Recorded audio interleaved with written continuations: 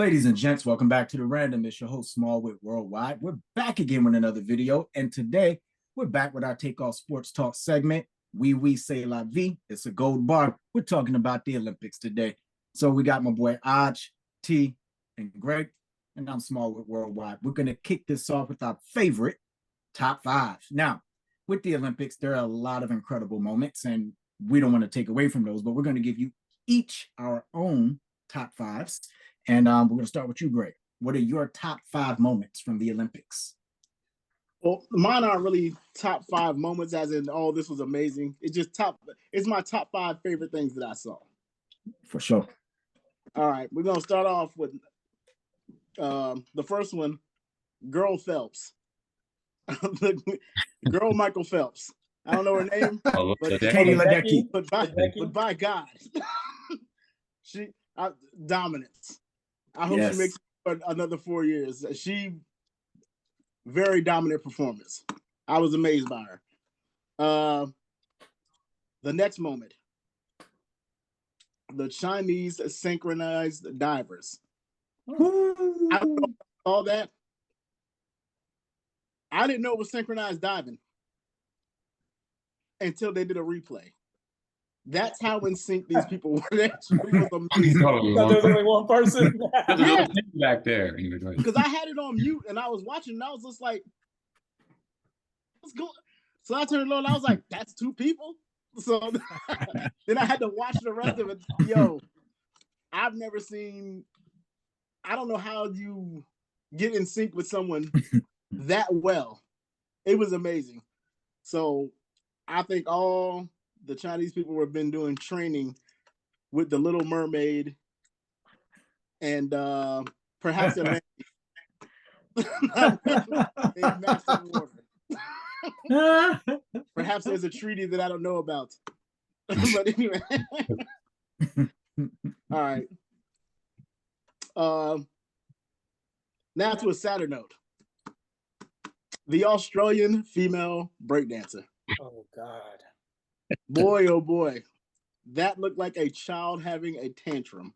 It was the worst breakdancing I've seen since Cookie Head Jenkins on Hollywood. You called her Cookie Head Jenkins, yo. It was one of the saddest things I've ever seen. And I feel really bad for that lady. I feel bad for Cookie Head Jenkins. I've never seen such in my life, man. That's all I'll say about it. Next, Steph Curry in the gold medal game. Look, I'm sorry to break this to France, but I'm glad you just feel good that you've only had a taste of this one time. Every other basketball fan that is not a Warriors fan has lived through this hell of a Steph Curry flurry of three-pointers that look like he has no business making, breaking your heart right when you expect it. And it's not like it's just one game. This is several games throughout the years. So we're talking about 82 games worth of ass whippings like this and playoffs. Oklahoma City joint. That's the one. I'm just glad you got to be a part of it. I'm just glad you got to see what other fans have had to feel here in the United States for the last since 2015-ish. Probably sooner than that. But that's about 10. It's been a good 12 to 10 years of straight disappointments and heartaches, all based on Steph Curry and his marksmanship. Now, I've got one more and an honorable mention. Go for it. Should I go number one or honorable mention first? Which one do y'all want to hear first? Number one. My number one, Snoop Dogg's Olympic coverage. Amazingly entertaining. Cool. If you would have told 14-year-old me that Snoop on trial for murder will one day be beloved by the entire world. And everyone will be like, we love you, Snoop, and he's an ambassador for this country. I would have told you it was nothing more than lies straight from the pits of hell. There's no way. But Snoop is Snoop may be the greatest American hero on the whole damn planet. Like Snoop is amazing. He might be. He's top 5 beloved people on this planet. You can't outcool Snoop. Everyone loves him. He's a damn hero. He's one of the greatest people to ever touch this planet, yo. Like there's no duplicating Snoop. And my honorable mention, I don't know Buddy's name, but it looked like he was on his way to Walmart and decided to stop by the Olympics and shoot a gun.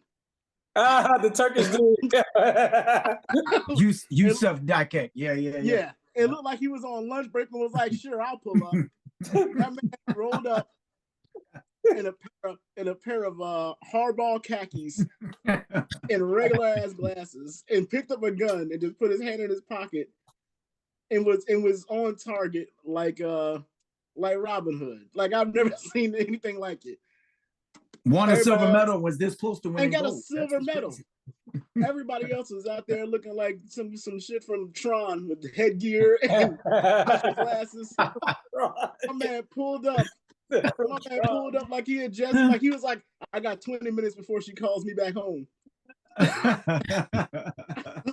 said, "All right, let's get this over with." It looked like he was in the middle of doing some engineering for a friend. I gotta reprogram my man's computer, but first let me stop by the Olympics real quick and get these bullets off. That's my honorable mention. He really should be top 5. He should be in there instead of the Australian girl. But the Australian girl is something we're never gonna see again. There might be another man. There might be another man to pull up in a pair of flip-flops and shorts, 2, and shoot. 3. But we ain't never gonna see someone so. We're never gonna see someone so unqualified in the Olympics ever again. No. Never again. You know what was the worst part about her? She didn't even get one single point for all 3 of her matches. She got no points at any time. And I was like, how did she get here again? Like, listen. I don't know. It's like they said, like I heard a conspiracy theory that because ballroom dancing was the one that they originally wanted in, and Australia's like king shit at ballroom dancing, that they put her in to be like, yo, see how bad dancing is. This is just a theory, though. It's not. I'll show you how bad this actually could be. Yeah, first off, she showed up dressed like she was ready to work a shift at Subway. That's one. She wasn't wearing the green, was she? That's one. Yeah.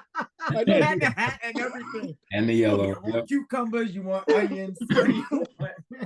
Don't do that. Like, pull up like you ready to hustle $5 footlongs. You want sourdough. And get out there and look worse than Special K from Breaking. Don't do that. How about some macadamia nut cookies? We got those too. You said she was pop locking and Charles Barkley in the back talking about churros.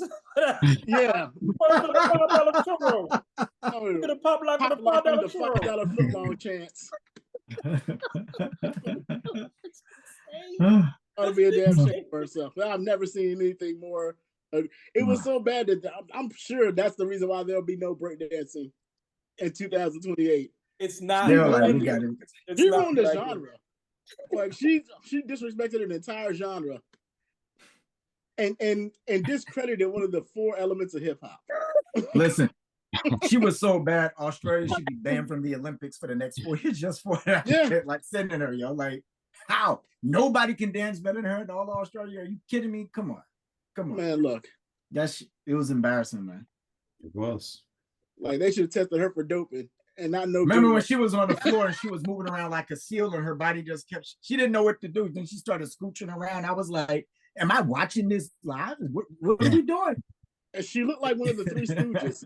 She just got on the ground on her shoulder and was ran in circles. Like, it was so tired. Curl. That's all I got. This was breakdancing's first Olympics, right? Yeah. So she's essentially been training for this her whole life, right? Okay. She's 36. Yeah. She looked like she trained for this in the bathroom while she was waiting. Like, they're like, hey, you want to come out here? Want to go for a chance? All right, let's go. She's like, what move can I make here? Like, no. it looked like she didn't belong. It was like trying to get a deaf man to clap on beat. Like it's just not gonna happen. What happened there? What happened Well, there? It's just not All gonna happen. right, yeah. So Good my intentions. top five. I'm gonna jump through with my top five, right? Go ahead, man. Unnecessarily. I mean, what? So my number five, right, is the air pistol competition. I've never watched that in my life, but watching Yusuf and I think she's Korean, forgive me, Kim Yiji. I wrote her name down. Both of them, she was the opposite of him, where he looked like a hitman that just came from Walmart. She was like with all the fancy eye thing, like half anime, half Tron. She was on point, and both were winners in my book, and they just made it look easy. Again, I didn't know what I was looking at. I don't even know how they score points for the shooting competition. I just knew they were advancing, so it was great to watch, and the iconic stuff that came out of it. My number four, real easy, women's rugby, right? So after watching the U.S. team get kind of crushed by Australia, watching them come back, okay, after being down 12-7 and break the equivalent, and I don't know rugby rules score, whatever, but they broke like a Bo Jackson type of long run to end the game as time expired. It was beautiful. And for the Olympics, where I don't think that team had ever medaled before, they got a bronze medal. It was incredible. They still had to kick the extra point, and they just made it all look easy after that point. And it was emotional because watching how they got to the semifinals, how they just didn't have a good performance against probably the greatest team out, from what I understand. And that team obviously went on to win it all and just made it look easy. It was like prime Lawrence Taylor kept hitting the US. I was like, damn it, we were running against them. It was great, but they got their medal. My number three, Katie Ledecky, the 1,500-meter race. She won by over 10 plus seconds, okay? You know what that means? She got done. She dried off. She looked out there, and the people were still coming. That's how bad she whooped them. So it was a molly whopping for the ages. And what's crazy is she just consistently breaks her own records. And I think that's pretty cool. Like, to be able to train at that level and still have something you're chasing after. This could have easily been my number one. My number two, all about the technicality, Noah Lyles, leaning in at the line. I didn't think he won the race. And then in the replay, by doing an old school thing from track where you dip your head, he got the win, because I was sure that he lost and he wouldn't have won a gold in either race. So that was very interesting there, but that was a top moment for me. But my number one, I'm gonna give it to somebody else I really love in track and field, Gabby Thomas. I didn't know what Gabby Thomas was going to do, right? In the 200. Gabby was amazing. Listen, when she got to that curve, because normally she's a little bit slower of a starter, but she got to the curve in the final, she didn't waste any time. She left no doubt. And it wasn't in the first part of the race that I saw, it was the replay. Her face changed at that curve, and she was just like, I'm winning this. And she just went, and it was over. It was a wrap. I loved every moment of that race in the 200 meters. So that was my number one. I don't really have an honorable mention for this one, but I do for the next one. So with that, throw it to you, Ach. Two honorable mentions before I get into it. All the women beach volleyball players, honorable mention. All the track and field, honorable mention. That's just what it is. There's what can I say? I didn't think we had to say it. USA. USA. You know what I'm saying? Never mind. Anyway. And a hand clap for Brazil. Let me tell you something, okay? I watch the Olympics for two reasons, and they're going to become very clear here in a second. Track and field, because we run this shit. You understand what I'm saying? That's what we're calling this. Quincy Hall digs deep. Quincy Hall is coming back. Quincy Hall comes from fifth all the way to first within the last 100 meters of the 400-meter race and wins the gold with golds in his mouth. Unbelievable. A great moment in Black history. My number four is the 4x100 women's, when Sha'Carri Richardson also came back. And not only did she come back, she looked over at everybody and said, like, watch this. Yeah. Yes, sir. Awesome.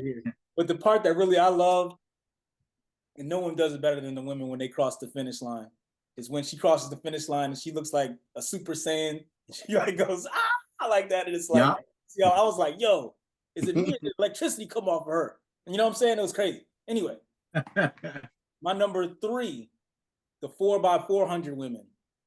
You want to talk about an ass whipping? They got him. Sydney got the baton. It was over.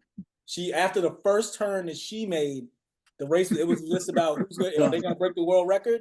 And then after the third leg, you were like, how much are they going to break the world record by? That was literally it. My number. They were so ahead. Yeah. I swear, if somebody would have tripped, she could have got up, dusted herself off, and still been ahead 100 yards. Oh, she could have tripped, got treated with one. She could have tripped, got treated like one of those soccer players with the stuff, and then got up and ran, and then bring that stuff on like yeah, down like this, and still would have got it. Still would have made it. My number 2. The other reason why I really love watching the Olympics: USA versus Serbia. What a musical, man! Great game, fantastic game. It was really like. I don't even know how to put it, man. It's like one of the most memorable games that I think I've ever seen, especially on an international level. I'm getting sick of people saying how overwhelmingly favored that the USA team was. Every time Serbia was a little different, although those guys have massive pride and they have the best player in the world as of this moment. But most of these they also have size. They also have size. Well, like I think that's underrated. Have professional basketball players. Like people are like, well, they don't have Devin Booker as a 6 guy. It's like, yeah, but they're professional basketball players, which means that they can play at the level that these guys play at. Like people are. Wait, Devin Booker's like 6'6", and he looked like a kid standing next to some of the Serbians. That's just how big they are. That's insane. And look, and in all honesty, Serbia they were out coaching us. That's really what it was going down to. Look, U.S. had the talent, but the Serbian, I don't know who's coaching over there. They did good. They outcoached us. Bogdanovich is a certified bucket. Jokic is certified. Is like I said, he's the best player in the world as of this moment, despite looking like the Pillsbury Doughboy. It does not matter. Okay, he's gonna give you assists. He's gonna give you buckets. You can't rock with him. That Serbia USA game was dope. I mean, it gave you all the thrills, gave you all the chills. You got to see the Avengers. You got to see Thor, Iron Man, and Captain America all get it in. I don't know. I suppose Jokic played Thanos in this one because they all got after him. So I suppose that's what it was. The end game. I was actually scared they were gonna lose that game when they were down by 17 in the fourth early. I was like, are we really about to do this? I had a sneaking suspicion that they were gonna slowly close. I actually thought that they were gonna end up winning by 8 or something crazy like that. But it wasn't like that. They really played them really well. And my number 1 is the golden dagger moment, of course, when Steph Curry went completely ballistic and lost his mind and just hit shot after shot after shot. The thing that every time he hit a shot, the song "Feels So Good." That's where I belong. That's what it kept hitting in my head. I was like, oh my gosh. See, this is where I differ from everybody else with that. I was just like, duh. No. It's like I wasn't surprised when it started happening. I was just like, oh, okay. It's and at the same time, it's still incredible because not only you got to remember, not only is he doing this against dudes who were, some of these people were aliens, like Wembanyama's an alien. It was insane. Not only was he doing it there, he was doing it with the entire world watching, literally. Not only was that, but it was also in France against France. Yep. In their own place. And he waves off KD and LeBron, both wide open, by the way. Yeah, those guys weren't, he might have waved them off, but I guarantee you they weren't calling for the ball. They were like, yo, cook, chef, cook. Cook, chef, cook. And he was double teamed by 2 aliens, 2 monsters. He was like, he went full Rocky 4 on him. It just was he went full Rocky 4. Rocky 4. It was just it's unbelievable. You know what I mean? 4 straight threes for the GOAT. You know what I mean? Like that's all I gotta say. It was amazing, man. So that was like my favorite moment of it because I don't know how many times I watched the replays of those, like scrolling through people's Instagrams and how they had all this stuff. And it was like every time you watched a different one, you saw different reactions. You look at the coaches on the French bench, they was like, oh, you look at the NBA basketball players, Embiid was like, oh, people was on the bench. And you look at Carmelo Anthony, he was just like, yeah, on the sideline. It was crazy. It was mayhem. It was bedlam in there. Bedlam. You see what I was watching during that though? I went back and watched the French people's reaction. So And that's where I was just I like, watched oh the yeah. coaches. I was like, oh, they don't know. They don't really know what. No, what's they That's where I they got had my heard. take from. I think it's one thing to hear about it; it's another thing to see it. That's what I'm saying. Like I said, That's what I think happened. I was like, oh, y'all didn't know this was gonna happen. Y'all didn't know this was a thing. Like this happened. They Way probably was more like, we're often than double not. teaming him. No way he shoots that. And he was like, yeah. Yeah. Watch this. Awesome. Steph Curry and I did this to you. Okay, I'm done. I'm done. Oh yeah, one more honorable mention. Women's track and field and women's volleyball. Did I say that already? Yes. Yeah, we're gonna say it again too. Say it Just wait. twice. Yeah, it's all right. Reiteration. You understand what I'm saying? I'll say it for America, Jack. I'll say it for the world. T, shout out to you. Let's go. All right. No honorable mentions for me. All my stuff has been, you guys have covered a lot. Very good stuff. Excellent list, guys. My number 5, you know, I've always had this kind of odd fascination with pole vault. It's just such a strange looking sport. But this one guy, man, Armand Mondo Duplantis, he's just the best. I don't know how he does it, but he broke his own record again. He got 6.25 meters, and watching that, you know, watching him basically tell them, go ahead and lift it up a little more. And you know, the commentator's like, oh my God, it's gonna ruin. And he just went right over. So that was my number 5. I thought that was pretty awesome. Number 4. They looked at that bar up there, was like, Daniel Russo's gonna fight. That's all it was. That's what it's all about, folks. So You know it. yeah, my number 4 is a 4x400 by the ladies. I mean, you guys laid it all out, but I'll just say when I was watching it, I couldn't believe what I was seeing. I've never seen a race where somebody is out of the turn before everybody else is even into the turn. I've never seen it before. It was just complete, total domination, destruction. I was in awe. I was super proud. It was great. Before you go on, let me ask you, because I've asked everyone, when did it get that far out of hand? When Sydney got the it looked like a glitch. Like it wasn't that far in the first. As soon as it got past the Sydney, she was just as soon as Sydney got it, it looked like everyone, like everybody all of a sudden she was slow just motion, 50 yards ahead, and I was like, how the hell did that happen? When did that happen? And she runs so smooth that you're like, oh, she's not going that fast. And then you look at everyone else, you're like, maybe she is going that fast.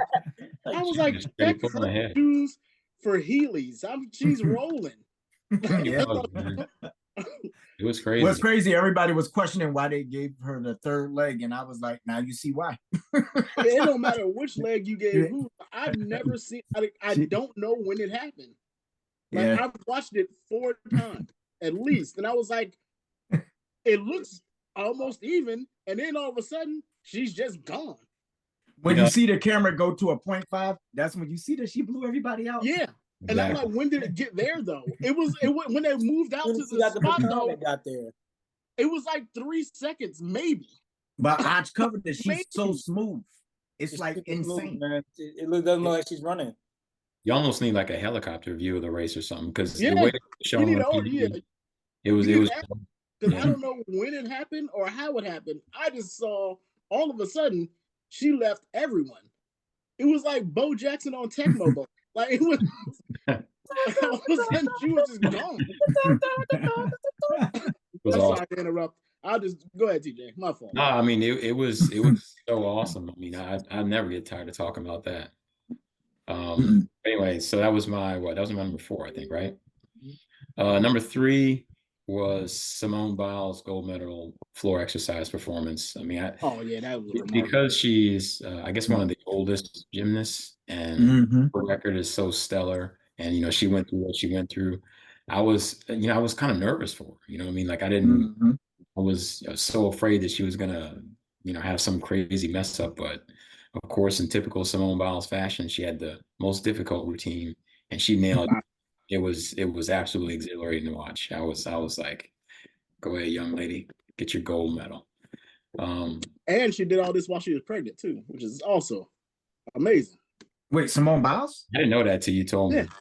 Oh, that's news. Breaking news. Oh yeah, need to know. Well, at least that's what I saw. She's pregnant. She's been like a couple of weeks pregnant when she did all this. So, Crazy.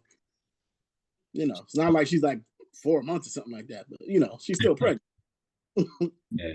It's still, I mean, yeah. And she did the most difficult routine though, to his point. Like to want to take that on as a risk.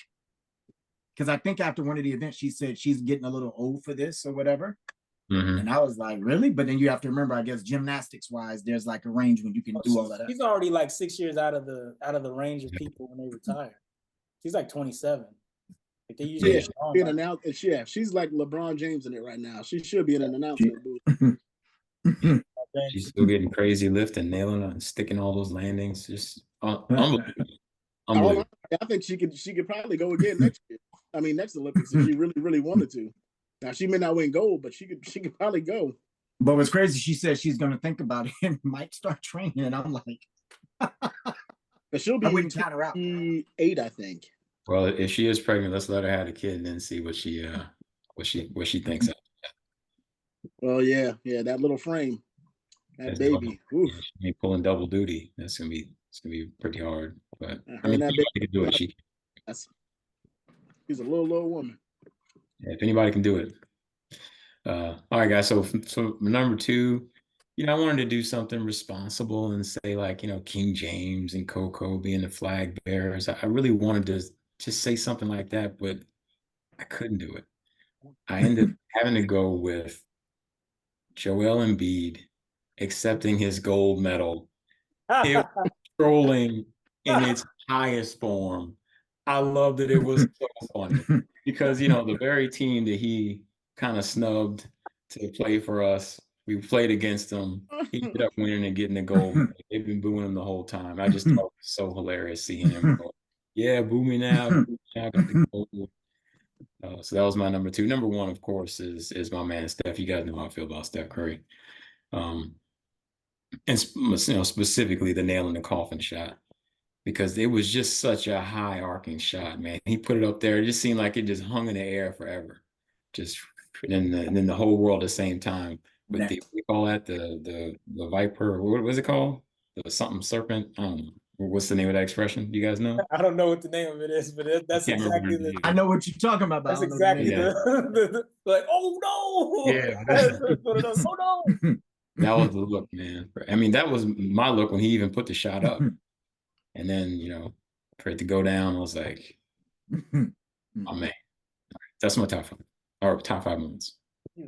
I'm gonna tell you this before we move on. After he hit that last shot, that really had already iced the game, but just really put it out of reach, I said, I hope he don't stop and eat nowhere. That's unfortunate. Because he did stop and bad things happened. Because I was like, yo, right on the bus. The whole country's mad at him at that point. France, in France. It's awesome. Love it. Oh, my. Ladies and gents, that's our top 5 moments from the Olympics. You got all of our different perspectives there. Hit us up in the comments. Subscribe to the channel while you're here. Let us know what you think. In the meantime, we're going to keep this show moving. The event from the Olympics that you enjoyed the most. Now, I have my event, but I'm going to wait to jump in because I'm going to keep it nice and simple. We're going to jump to you. Ach, what was your favorite event? My favorite sport of all the sports is always basketball. It always will be basketball. However, for the Olympics, I come here for one reason and one reason only, and that's track and field, because we run this shit. Like, I love that, man. I love it. I love it, man. I love it. I say it all the time, and this is off season, on season. I really wish that they made a league or something like that where they just took over the summer after all the major events, all the major sports are over, and they had a track and field league where people like create their own teams, and all this stuff. I think Michael Johnson might be doing something like that, and I'd watch it. Yeah, in 2025. But I say this all the time. I would definitely watch a track and field league if it was to be on television on like a main network and they really pushed it. Like, I would definitely think that could be another sport. I actually think a lot of the sports could be another sport. But I'd rather watch that than baseball. Yeah, I mean, well, track and field, specifically the track part. The field part's interesting too, but specifically the track part, I would watch that all the time. I think that there's no reason why these people shouldn't be made a bigger deal of. They have to go to Europe to get the stuff, which I'm sure is not a hardship tour at all. To go over to Europe. Oh, I gotta run in Amsterdam. Oh, woe is me. but as opposed to Utah, oh god. But I mean, like, you know, it would be nice to have them over here and have them actually on television here, and they could get those good American bucks. You know what I mean? Get that money, get that franc, get that green. They should do that. Like the big three of like, you know, track and field. Give us something like that where we could watch, because even when they had like the Prefontaine Classic and stuff like that, you're hard pressed to figure out where do you go to watch this? Right. Where is Like, it at? if you're around live, you can go to, like, the only, like, when they show the pin relays, it'll do numbers. If they show these other meets, they do numbers. If they show them, like the Prefontaine, those will do numbers on ESPN. But like, they don't. All they have to do is put they know how to build audiences. All they got to do is put the mechanisms in place, and I believe that people will watch it. I know I would watch it for several reasons. Oh yes, indeed. Speaking of such, I'm gonna get into my favorite event. Then I'm gonna throw it to T. Then we're gonna jump to Greg. All right. As if you didn't know, women's beach volleyball. Listen, shout out to Brazil, Netherlands, Australia, Italy, you name it. We got it. All right. Listen, it's my favorite event to watch. All right. Only one I It's watch from on here. mute. Huh? The only one I watch on mute. Listen, that's it. I don't need anything. They're gonna high five. They have their sensory things where they hug, and whether it's going good or bad, they get real close to the face. I'm just like, look, this is a great event. And they did it outside the Eiffel Tower, okay? And my second favorite event, no, it was a breathtaking view, actually, that part, but that is actually why I like watching the Olympics. One of my favorite events. But breakdancing was my second favorite event this time, because if you grew up in the 80s or what have you, you know, hip hop, you gotta love it. And it was just one of the things, that's my honorable mention that I chose to have for this show. I look forward to it. There was some disappointment, as we talked about earlier, but there was some dope stuff too. And I just think you can't beat it. Listen. Don't know what you mean by disappointment. I'm not sure. We're not going to talk about she who shall not be named, okay? From deep down under, crikey. We're going to leave her there, all right? We're done.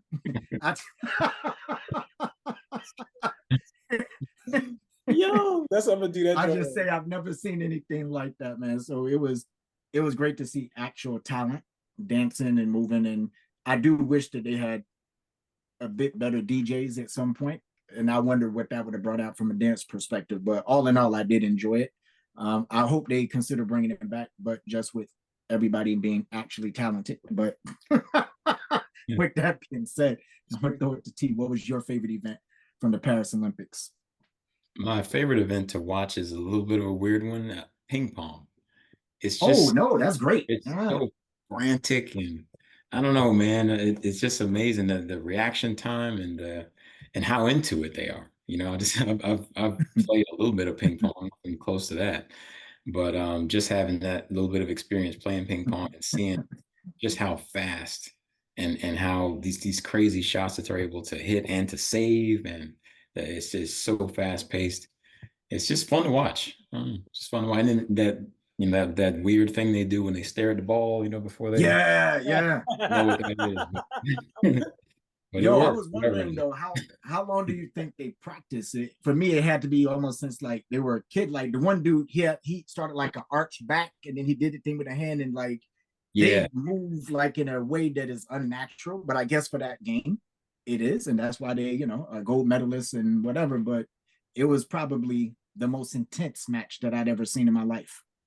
Yeah, and I mean, even when they're warming up with each other and just hitting the ball back and forth, even that, I'm sitting there going, geez, good grief, what's the game gonna look like if this is the warm up? Right.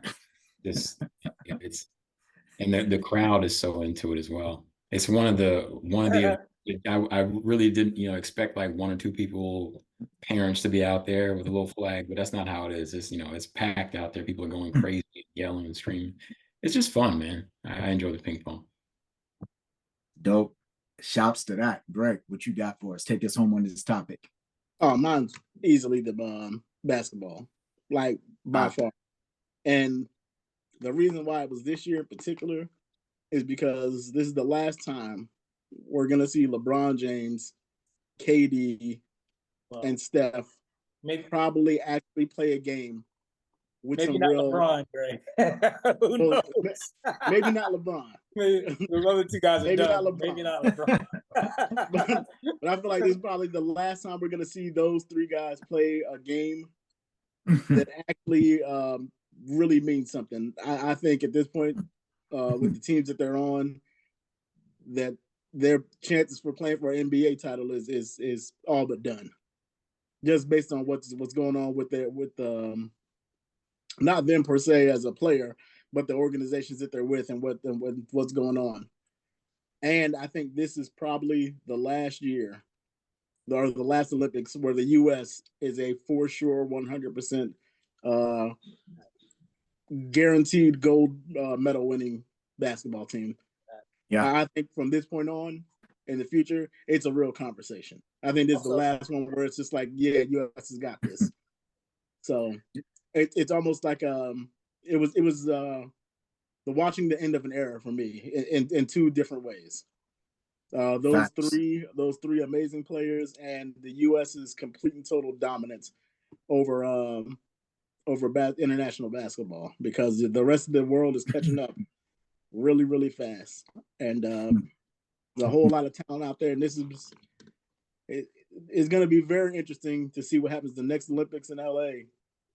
But as far as right now, this is the last time I was for sure 100% confident that the U.S. was going to win.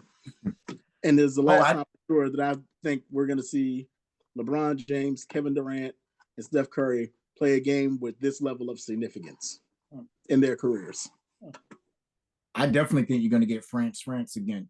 But whether the U.S. would be on the other side in any of those for the men or the women is going to be questionable. Because it's going to be tough. I'm confident that the women are going to be fine. Yeah. Men, it's tough. Yeah. The men for sure. The men for sure. I'm with you. I don't know. The men is probably a wrap. The women, I think the women are going to be fine. I mean, I think the men are going to be. They're going to be in the mix, but for someone to say, even being favored, they're not going to be a super favorite. Like they're not going to be a heavy favorite. People might be like, yeah, I think the USA will win, but no one's going to be like, if they come home with a silver medal, they'll be like, oh, it's because they didn't take it serious or whatever. It's because they got beat. Like they, Canada's ridiculous. Canada's starting fives in the NBA. I think France is starting fives in the NBA. They got people coming off the bench, I think, who are in the NBA. I mean, like that's why when people were like, "Oh, this would have been a huge upset," I'm like, "No, man, he's a professional basketball player." And not as huge as you would think. To me, it wouldn't be that big. It would be an upset. I don't even. I wouldn't say that. But also, I think what people forget. If they lost. I don't think it'd be not a huge upset though. No, because in the U.S. we're accustomed to the current NBA rules, and FIBA rules is more like combat basketball. Is different. You really got to be able to take a foul. You can't do the leg kick stuff, and it's 40. And it's 40 minutes. Not 48. Short time. But I think with the women, with Angel Reese and what's her name, Kelly Clarkson. Yeah, yes, Caitlin. With them coming up and the girls from that are on the Gamecocks and all that stuff, the women are gonna they got this in the bag. Like so, Caitlin's gonna have to prove that she total faith in the U.S. women. Caitlin's gonna have to prove she can take physical contact because she complains a lot about the WNBA and the European women are strong. Hey, Caitlin ain't the only player. That's the thing. I know. Like she's just a little piece. I don't she gotta get used to what's old girl that's in South Carolina right now? Which one? Chloe Kitts? Yeah. Are you talking about Malaysia full Wiley? Cardoza left this year. If you're talking about the big tall one. Are you talking about the freshman there right now? She's the guard. She's a full Wiley. Yeah, she's nasty. She's gonna be great. Yeah. Like I said, those kind of players are coming up, and there's a bunch of other girls that are coming up. Juju Watkins. And what's his name? Yeah, Becker. Juju. Like, we got a bunch. My girl Van Hollen, who's also an honorable mention. I mean, wow. And we got a girl going way up too. I don't know if y'all know about this, but Gilbert Arenas' daughter is a problem. I heard she gets buckets. Problem. She's gonna be something nasty out there. But yeah, the girls, I'm not worried about the girls. I think the girls got this in there. And plus the girls play international all the time anyway. Yep, which is the difference. This is old hat to them. The girls are gonna be fine. The fellas, about to be some heartache in the beginning in a few years. About to be some pain. Well, they usually don't win. They usually don't win the FIBA championships because they sit in kind of like I wouldn't say B team. That sounds disrespectful, but certain people sign up. It's not the main. Yeah, they don't sign on until like you talking about Olympics. Yeah, it's not the guy. You see when they go in those competitions that they can get beat. They can get got pretty easily. I mean, you saw the 3-on-3. I mean, and I know the rules and why we can't send the best players. I mean, but that was pretty bad. To quote Bomani Jones, you know they ain't serious if they ain't got no brothers on the team for basketball. I was like, they got who? Who's on our team? I couldn't do shit with Jimmer, but I'm a regular guy, and you know what I'm saying. Listen, if you get some runs at your local Y, you might give them work, man. Sorry, I got no respect there. Nah, I know it's tough. It's tough. But yo, to Greg's point, right? To pivot into our final last topic for today's show, we appreciate y'all staying with us, right? Mr. Bicentennial Man himself, LeBron James, right? Is he potentially with a gold medal, in 3 different decades, which is he's the only person to ever do that, right? Oh. Is he potentially the greatest statesman / athlete that we've ever seen to carry the game? Being that this, I think, is his last Olympics. I'm pretty sure he said it is. Now, if he changes his mind, I'd be shocked. But listen, he looks like he could play another 8 years. But what do y'all think about that? Anybody can jump in. I gotta go ahead and go first, just because I know that this can set it off. Unfortunately, he's always fighting ghosts, and he's always fighting the greatest of all time, and in this case, the actual greatest of all time. He'll never be more of a statesman than Muhammad Ali. And Muhammad Ali never won a gold medal in boxing, and he's just it's an impossible bar to reach, and no one should fault him for not reaching it. But Muhammad Ali is the greatest statesman ever, in my opinion.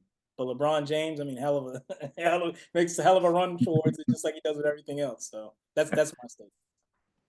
Yeah, I'll jump in and say that I agree. Ali is the top tier. There's nobody coming close to that. But if I had to pick a 1B or a number 2, and that number 2 being like a Sidney McLaughlin number 2, where the gap is that wide, then I'm going with LeBron. Everything, the way he carried the flag, the way he carries himself at the games, the way he is carrying the league, right? And then being an ambassador for it. That's the word that was lost on me there. I mean, it's just, he's great. And it's hard. When you look at his accomplishments, it almost doesn't seem real, right? Like, and he's making it look easy. When he got the MVP, a lot of people are like, no, it should have been Steph. I said, you're being prisoner of the moment. LeBron wasn't only the reason they got there. Again, statistically, he owned every category except one. And when the game got hard, Steph Curry was not going to guard Jokic. Guess who guarded Jokic? Yeah, LeBron. A 40-year-old LeBron James, 39, but you get the point, 40 years old, guarding Jokic, who's a beast. Left the hair dye at home and got that ass. If you're talking about pound for pound, player for player, you take the teams and stuff out of it. You ask anybody on that USA team, they're like, nobody's touching that dude. They all would say. Oh, they all said it. They all would say like he's the best player on the team.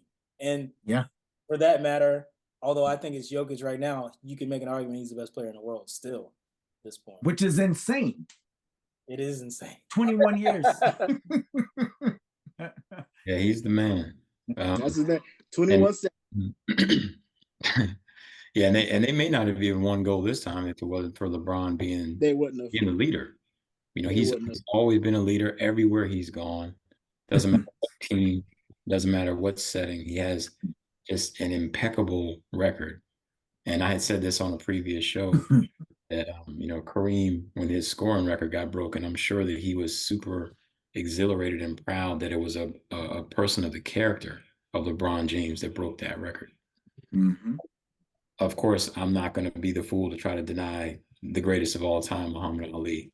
That was an excellent point because I wasn't even thinking about that.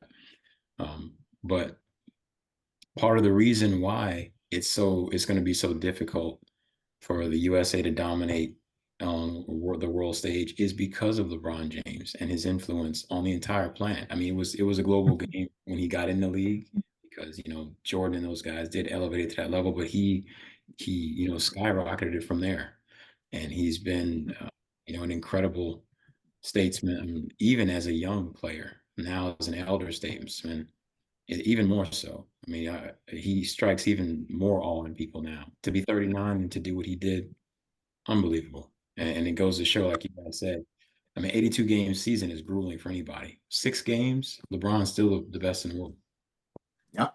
Yeah. Greg, take us on. Yeah, you're not gonna outdo Ali when it comes to that. Plain and simple. But LeBron James, I would say he's not a close second, but he's second. Yeah. Because we've never seen anyone with this much. I'm just gonna say money. We've never seen anyone with this level of money and power and status. Like, do this. Like, people that usually have this kind of money they aren't there mentally to do this. When you got $1 billion, you really just go don't McDowell. Did you just go McDowell's on him? Be like, he's got his own. He's got his own money. Like, people that got money don't have to care about anything. He's a billionaire. That's an interesting point. He said, I mean, I'm just saying, he doesn't have to care. Right? Literally, there is nothing that could happen on this planet at his current financial status that could affect him at all. There's nothing. So, like, he really doesn't have to care about anything at all, but he's still a great person that cares about he cares about the people that came from where he came from. He has not forgotten. He's lifted up his partners that he came up with, and he stayed loyal to that friendship that he's had since a child. He stayed loyal to the women that he's been with since high school. He's one of the greatest fathers that we've ever seen. He's one of the greatest stories that we've ever heard. Yeah. In sports, for anyone to have a 21-year career in anything, and there be the biggest controversy is, I don't like this town, I think I'm going to play somewhere else. That's the biggest controversy you got. Exactly. Crazy. That's crazy. That, and he said, yeah, I just might be the best to ever do this. Those are your controversies. Never had a DUI, not a parking ticket, no outside kids, no tax problems, no drug problems, no problems whatsoever. Not only to have that kind of squeaky clean record, but to also stand up for justice, Black Lives Matters, and everything else.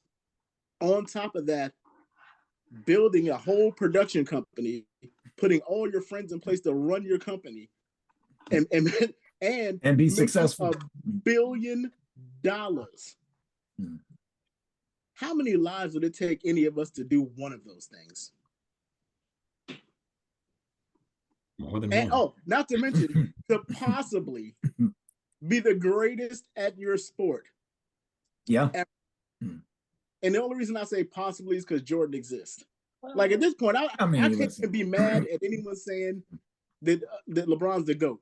Like, no one should be. That shouldn't even be like. At this point, you should just be like, all right, I can understand that. You got the table. There's no way to discredit that's how I negated it at this point. Is that there's no way to discredit that. At this point, it's just opinion. Whose style you like better? That's all it is at this point. Because you really can't argue he's not. So, what's crazy is how he handles even the small situations, to your point. Like, after they won the gold medal, they were going out to celebrate. You see the French kid try to run up and, people try to force the selfie. And he was like, hey, don't do that. It was almost like he was talking to one of his own kids. Like, he didn't mush him. He was like, hey, he didn't have security bum rush him. He got him together and kept going. What's funny, he never broke a stride. Yeah. And you know what's crazy? People were mad at him, calling him a little jerk. And I'm like, I know, and I'm like, what? Have y'all never seen LaJordan? Like, y'all never heard about Jordan? Michael fuck these kids, Jordan? Like, and y'all, come on, man. Barkley would have put that kid through the windshield, yo. Yeah, that reminded me of that dude, Mark Phillips or whatever, when he does those things, and he was like, he's French. LeBron? Yeah, LeBron. So stupid. He's so funny, man. Yeah, he's hilarious. That dude's funny, man. But yeah. As far as he probably got the greatest story of any athlete of all times. Like just. I mean, Ali's got an amazing story, but it ain't nearly. It ain't the same as LeBron's. The Williams sisters is pretty high up too, but yeah. Yeah, I mean, born from a 6-year-old girl, father out the way, all up in the middle of and he's in a shit town. Like nobody cares about Akron. It's not like he was in New York or LA or Chicago or some city. He's in Akron. Made it out of the projects of Akron to become the biggest star on the planet, or at least one of, easily.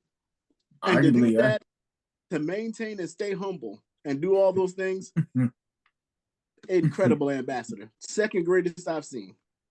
Life is a dream, man. It's crazy. Yeah, he's up there. He's up there with Kareem, Jim Brown, Bill Russell, and Colin Kaepernick. He's one of those guys. He's in that realm. And to me, he's greater than most of them when it comes to this, because he's got so much more to lose. So much more to lose. And he still does it.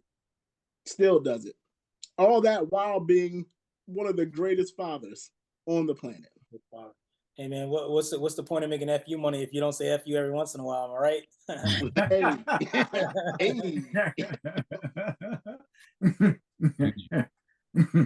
But I thought one of his greatest statements ever, though, and it's gonna sound real shitty, but I loved it, was after he lost the finals, I think, with the Mavericks, and they were kind of getting on him. He was like, listen, you're gonna go back to your lives or whatever. That whole statement there, we won't get into it, but I was like, I remember it. And you know what? I'm like, he's not wrong. With him 100%. Yes. Like real talk.